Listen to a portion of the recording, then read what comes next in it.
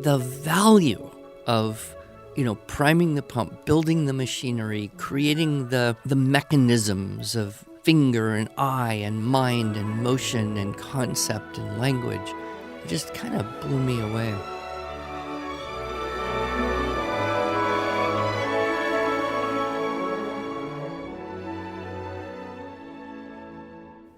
Hello, and welcome to the Arts of Language podcast with Andrew Pudewa, founder of the Institute for Excellence in Writing, or as many like to say, IEW.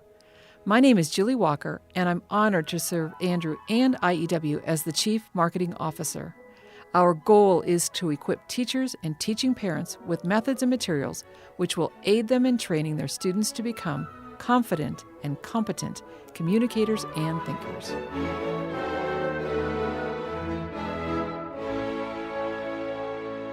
So Andrew Pudewa, founder of the Institute for Excellence in Writing. And here we are. You know a lot about writing because you love to write. You teach writing and you just cannot wait to get behind your keyboard and rip out something. So you're going to talk to us today about how to write a novel. No. But I was thinking about this as we were preparing for this episode.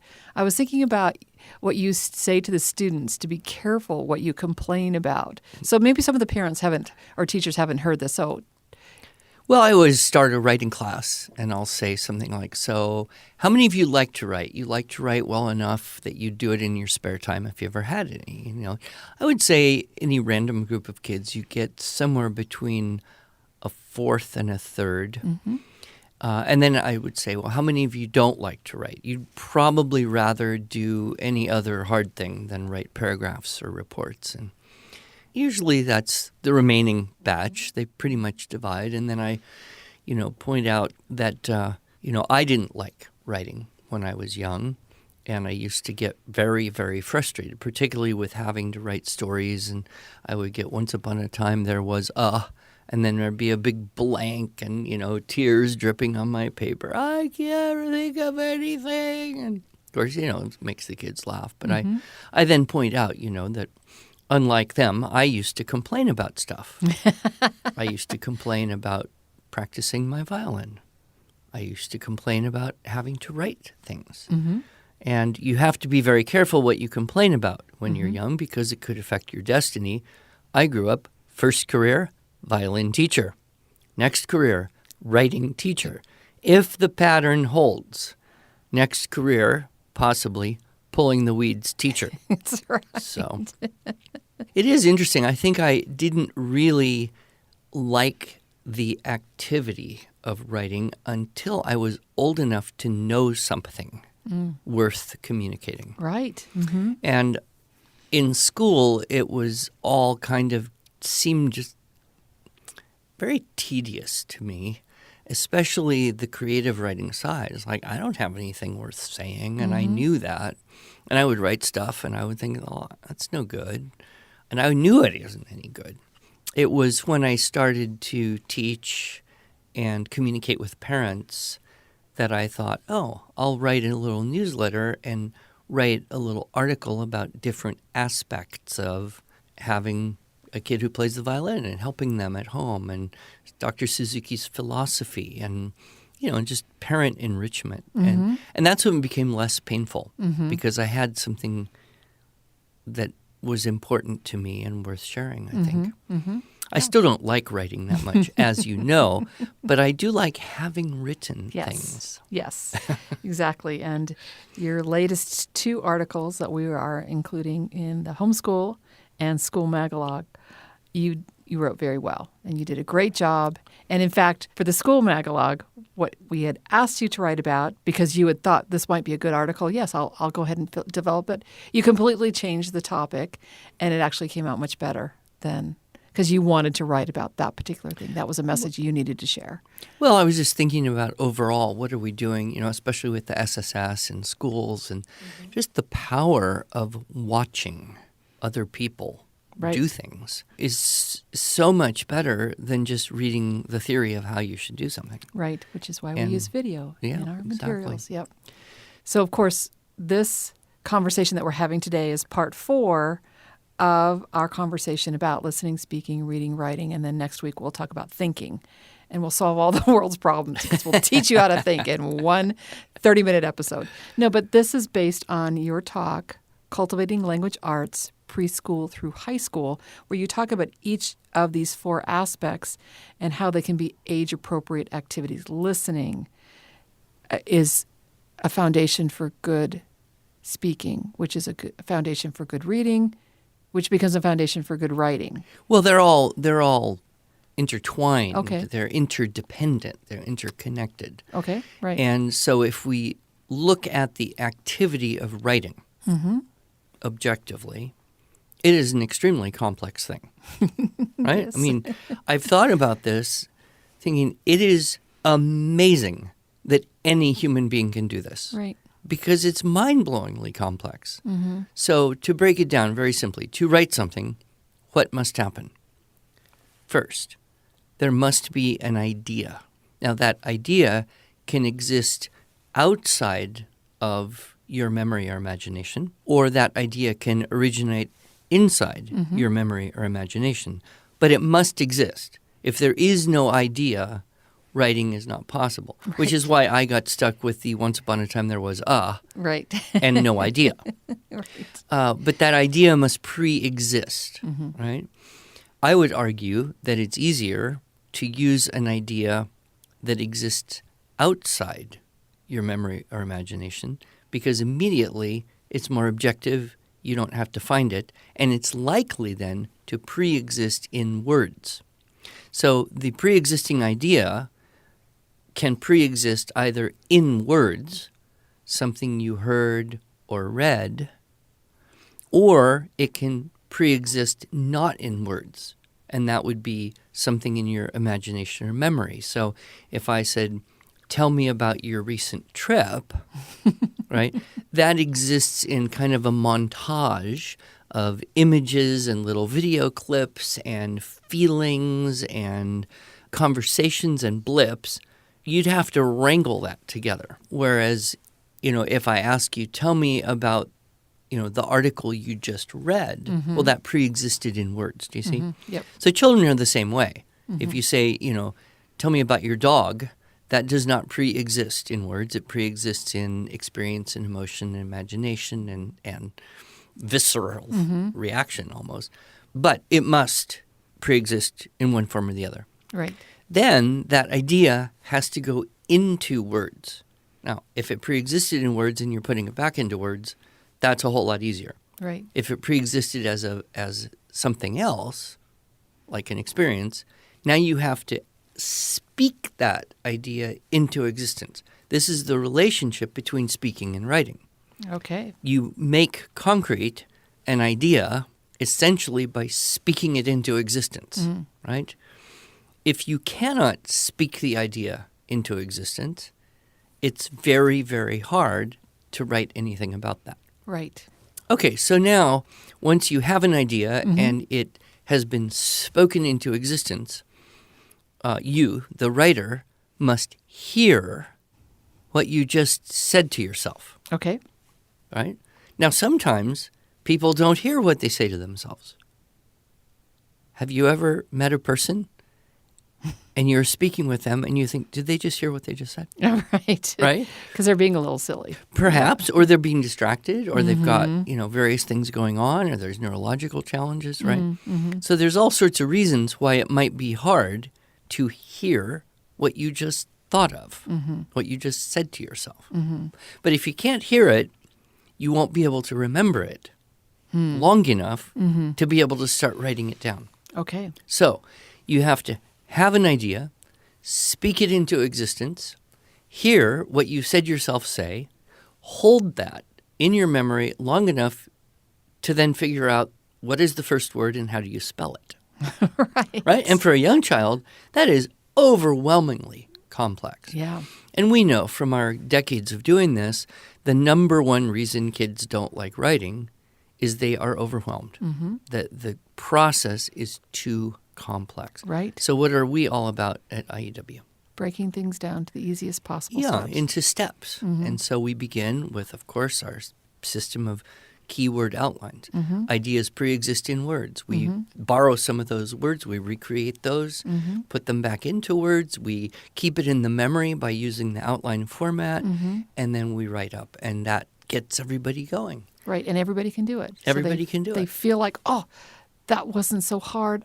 They've overcome that challenge. Yeah, and I've met teachers and parents who observed a class. Yes. And unbeknownst to me, right? I don't know any of the kids or what their history or aptitude is. And that teacher or parent afterwards say, that's the first time in this child's life he's written anything that long. Yeah. Anything like that. So, it's wonderful, wonderful.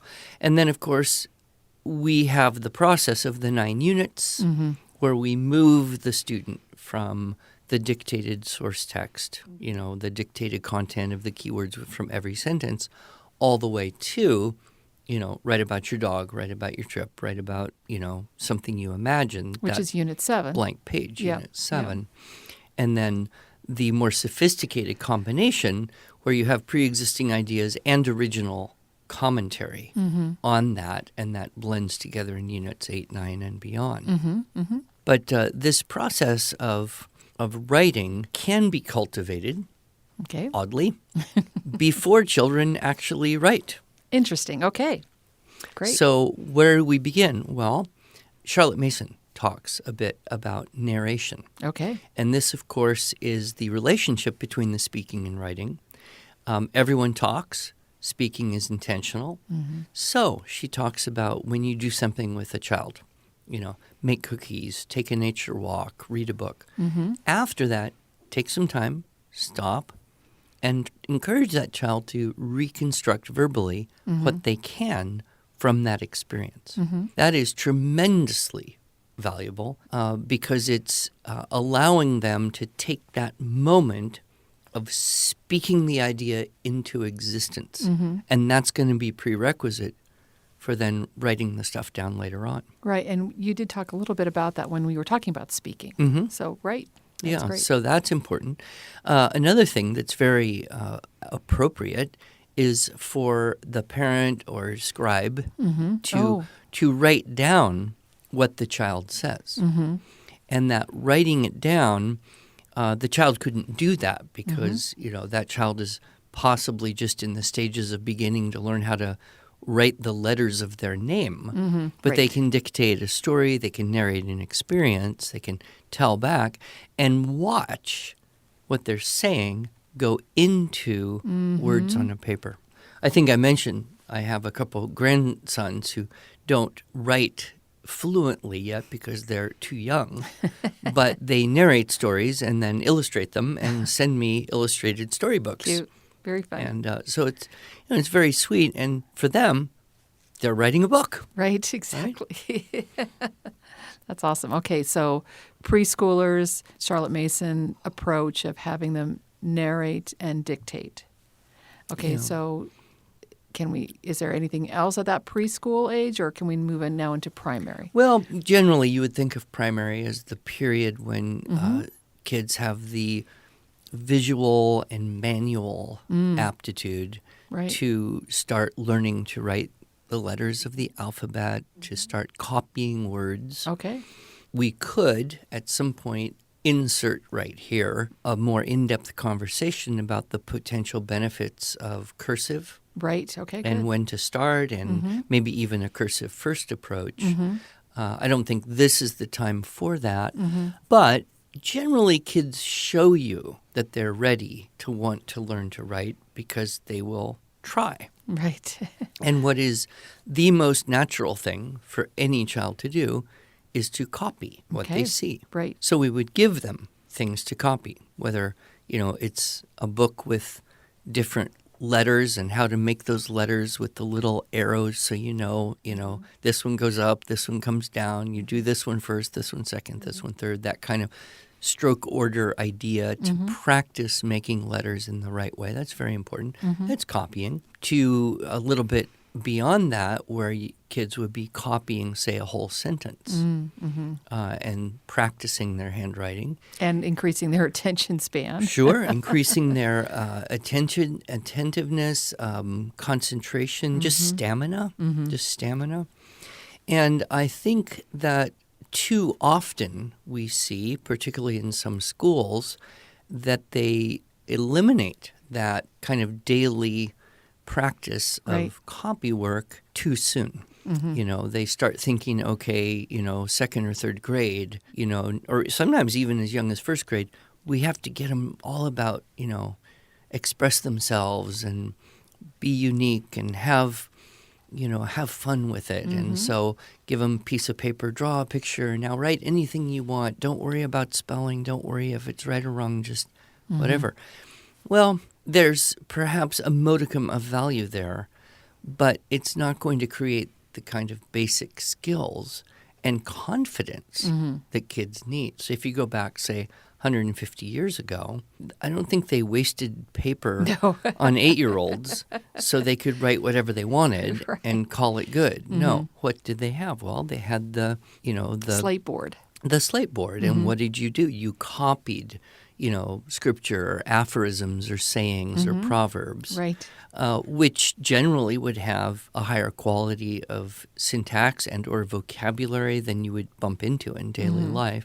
So it was modeling, right? And so I have long noted that kids who have a good foundation developed through regular daily copy work are much easier to make the shift into keyword outlines and story writing and original idea expression. Sorry, I have to jump in here and just give it another plug for SSS. This is our Structure and Style for Students video course.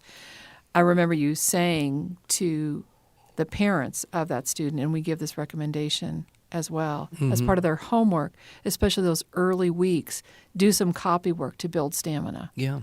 So they probably, third grade, weren't quite ready to write even those keyword outlines quite yet. Well, and it's, it is kind of like just a comfortable thing you can do without having to think a whole lot about what words to use or how to spell those words or what order to put them in. You can have an attentiveness to detail, mechanics, punctuation, spelling, stuff like that, and just build the stamina.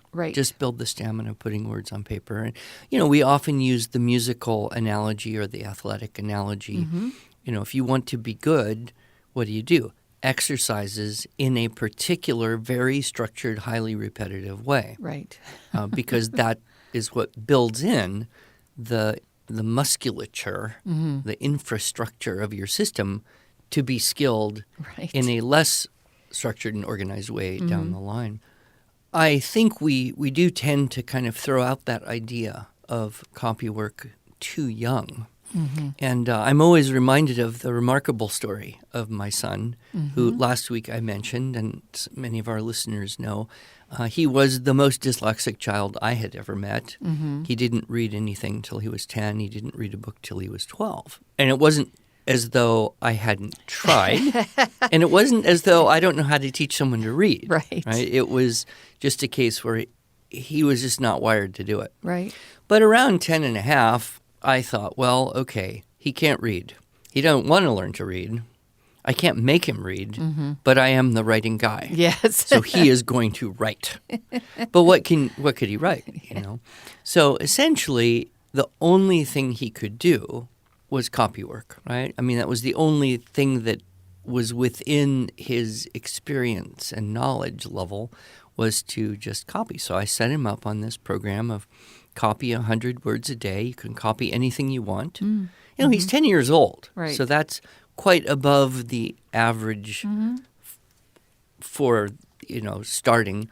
Although I think if I had tried this when he was 8, it would have been absolutely, completely impossible. But some kids, could obviously do this at a younger age. But for him, I said, we're going to start, and you can copy anything you want. I think he started with the Usborne Book of Medieval Weaponry or something like that. So he could, copy a sentence or so and then see a cool dagger kind of restore his soul, copy another sentence, be exhausted, look at a battle axe, restore himself. So the pictures, gave a break visually. And it was a book that had fairly large text, which is, I think, important for, young children and kids with that dyslexic tendency. And I said, okay, here's the deal. I will pay you a penny a word for every word you get correct.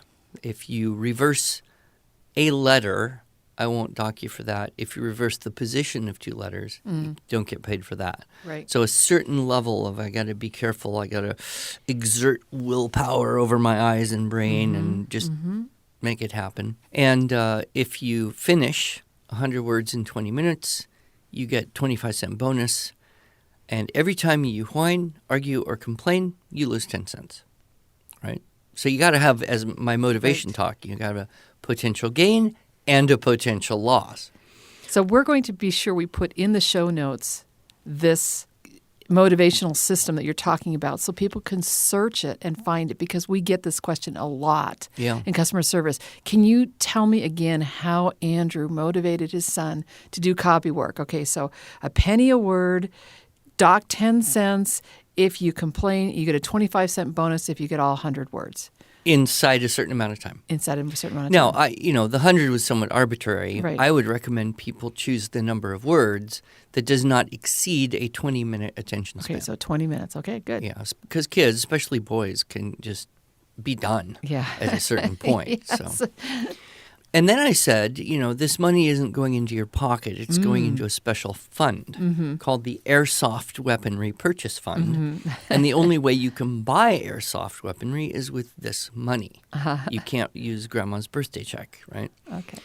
So it's kind of a point system. And it doesn't matter whether you use pennies or points or stickers or whatever.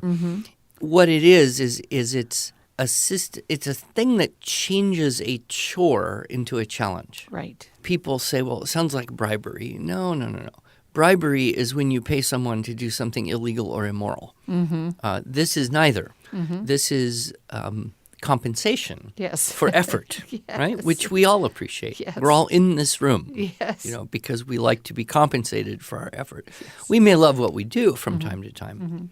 So for him, you can't really take a 10-year-old boy and say, you should do this because it's good for you, right? What's good for him is what's good for him, right, in his own perception. So anyway, it was very interesting because what happened was he never argued or complained, which was remarkable. Yes. Not even once. Wow. Just because the threat of the fine was there. Right. Right. Whereas if there hadn't been that, I could see this being, quite a contest of wills at time to time. The second thing was he very quickly started calculating, right? If I'm perfect and I can get $1.25 a day, how many days will it be until I can buy that, $29.95 plus shipping and handling airsoft gun that I want, right? And at that age, that was kind of the big thing. He lived for that. Not all kids do, but you can always find something that kind of is what they believe is good for them. So anyway, he started calculating. He even came to me after a few weeks. He said, could I do more than 100 words a day? I said, wisely, no. He said, well, could I do it on the weekends? I said, well, Saturday, not Sunday. He said, how come? I said, too expensive. That's right. But, he was motivated, and so you want to keep it at that level, right? He was just thinking, could I copy enough to get my whole gun in one day? No. But that wouldn't be good for anyone. Okay. So we kept this system going. And I'll tell you, one of the great things about airsoft weaponry is it's cheap plastic junk that breaks quickly after you buy it and start to use it. Right. So you need a constant resupply, plus ammo. Yes. Right? Anyway, so we kept this going for quite a while. If my memory is correct, it lasted for about 16 months. So from when he was about 10 and a half until he was 12. And several things happened. One is during that time period, he started to become an independent reader. Oh, uh-huh. He started to get his decoding going, and he read his first book, right around that time when he was 12.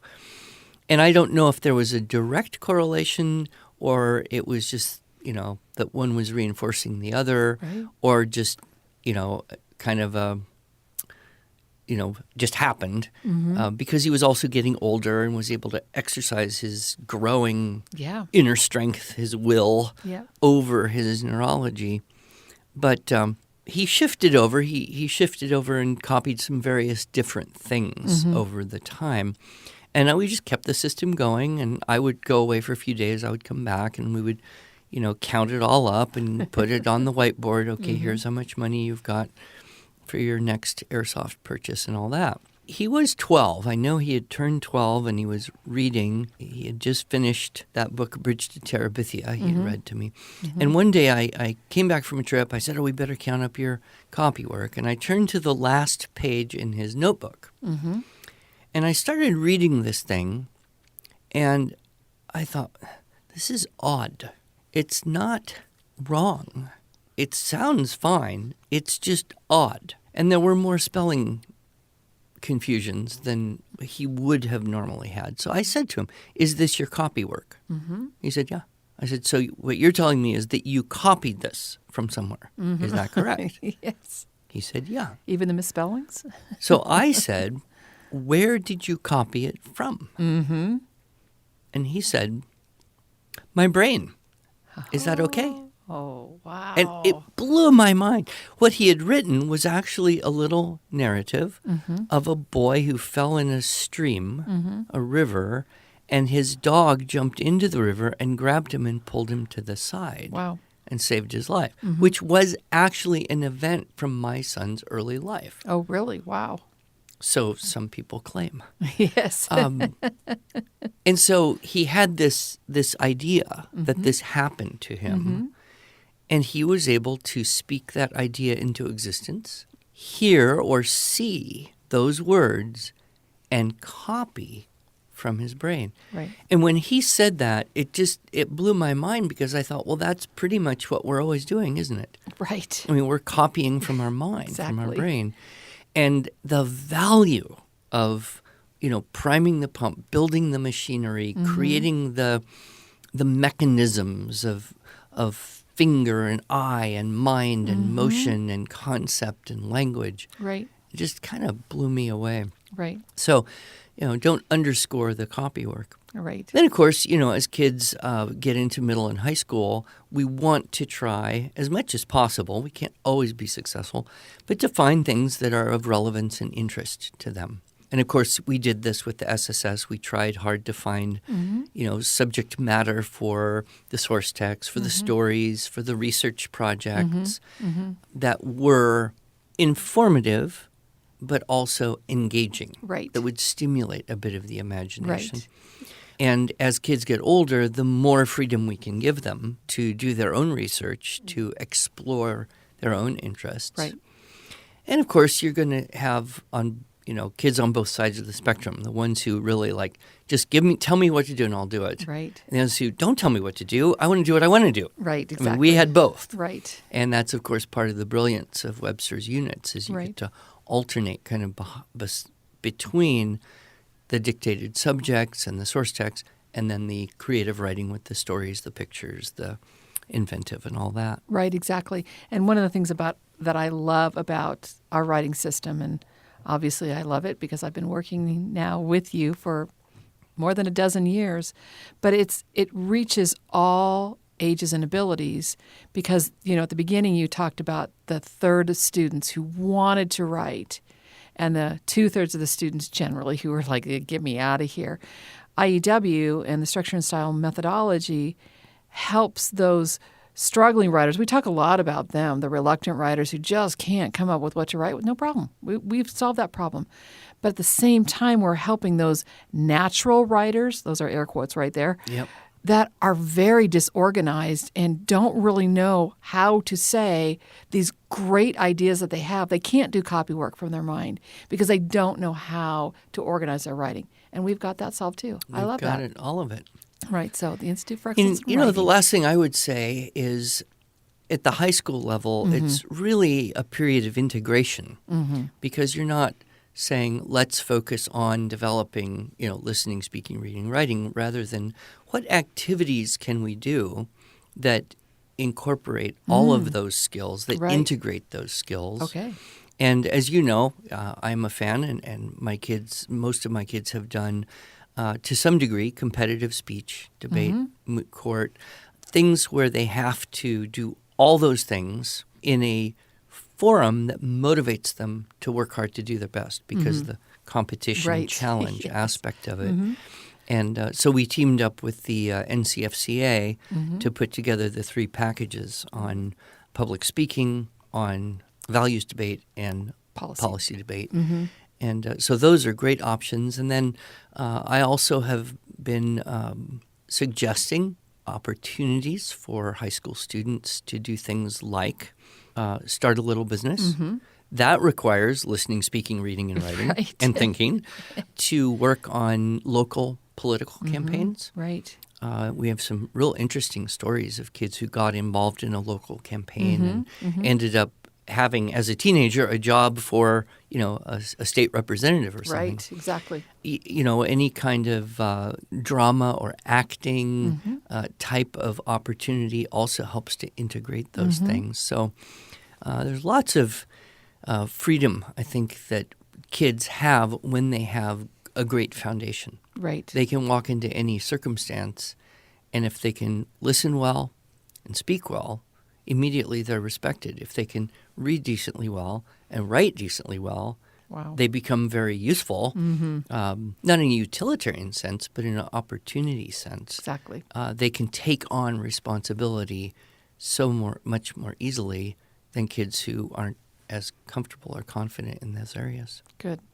Well, I think that was very helpful, Andrew. I think our listeners will really appreciate some of these tips to help students grow at any age. As I know, as a grandmother, I'm looking forward to sharing some of these things with my son and his wife for my granddaughter, because she's at that preschool age, of course, And next week, we'll talk about thinking. Okay. I look forward to it. Thank you.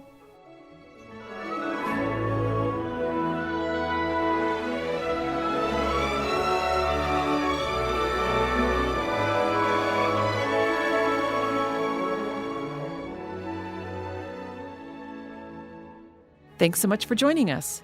If you enjoyed this episode and want to hear more, you can subscribe to this podcast in iTunes, Google Play, or Stitcher, or just visit us each week at iew.com/podcast. Until then, on behalf of Andrew Pudawa and the team at IEW, I thank you for allowing us to partner with you on your journey toward better listening, speaking, reading, writing, and thinking.